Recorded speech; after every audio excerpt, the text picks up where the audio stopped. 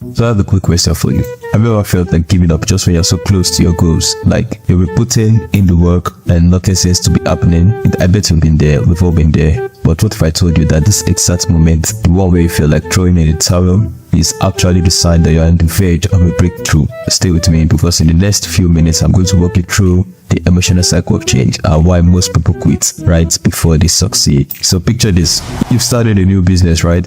Or maybe you're working on a big project, a new relationship, or a new skill you're learning, and at first you are hyped up. Alright, you're always hyped up at the beginning and you can't wait to dive in and make it happen. But then reality hits, the excitement starts to fade and things get tough.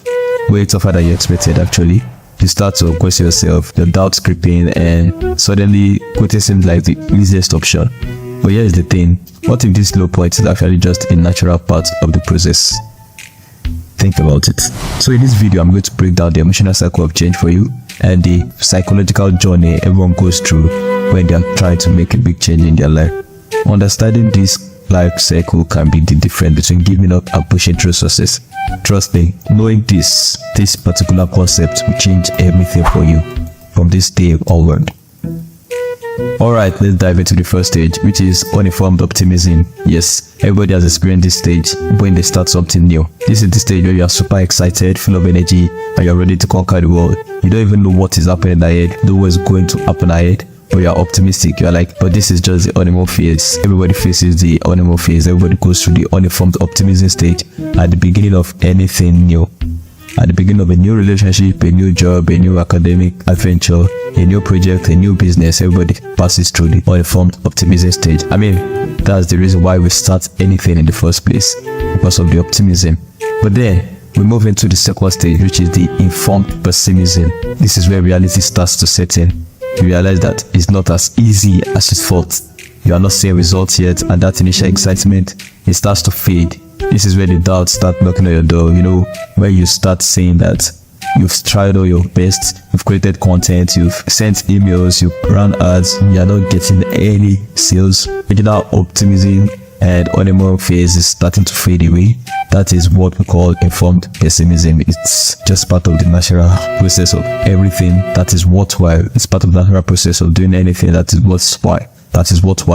And then dive into the valley of despair. That is the most dangerous stage of the whole emotional cycle of change. This is where most people quit. It's why we call it a cycle, because it's the lowest point. When people get to the lowest point, they quit, and then they go start a new adventure from the stage 1, they drive to stage 2, and then get to valley of despair, quit, then start again from uninformed optimism, go through informed pessimism, go to valley of despair, quit, and they go through that circle again over and over again until they get tired and eventually just give up on trying anymore.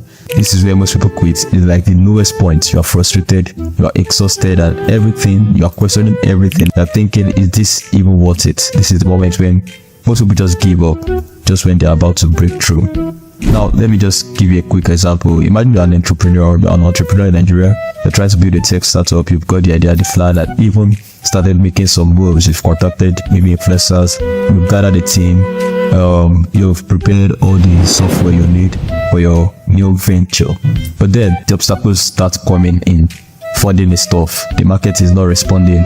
Your customers are not even setting up their profile. They are just downloading your app. Nobody is actually using it for anything. You are facing bureaucratic changes. You are facing government policies and this and that. You've hit the valley of despair.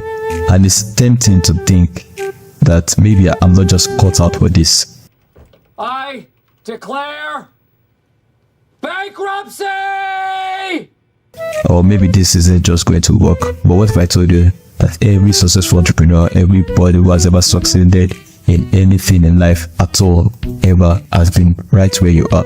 They've been faced with the same frustrations, the same doubts, the same obstacles. The only difference between those that succeeded and those that did not is that the people that succeeded pushed through